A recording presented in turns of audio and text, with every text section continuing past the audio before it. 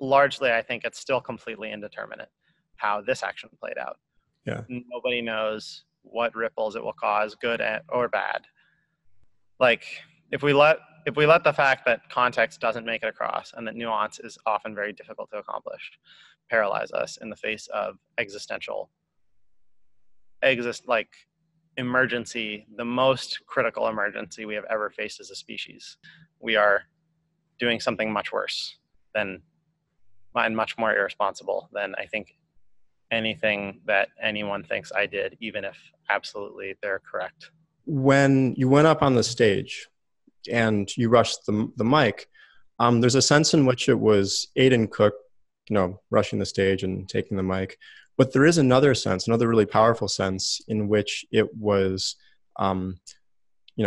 maleness rushing the stage. And there's a sense in which it was whiteness taking the mic, and that the mic was being taken away from femaleness and from blackness. And there's a sense in which when whiteness and maleness takes the mic away from femaleness and blackness on stage, I think the sort of weakest description of it is that it is symbolic of historical injustice. I think a stronger description of it is that, whiteness and maleness taking the mic away from femaleness and blackness actually is a manifestation of historical injustice, and that sort of the content of your character is irrelevant to that.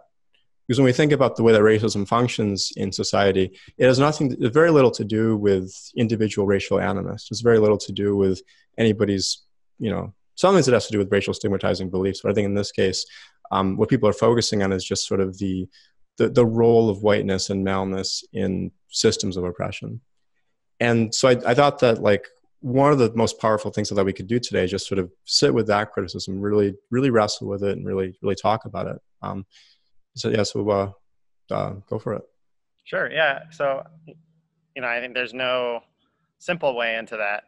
So I will, let's try one and see where it goes.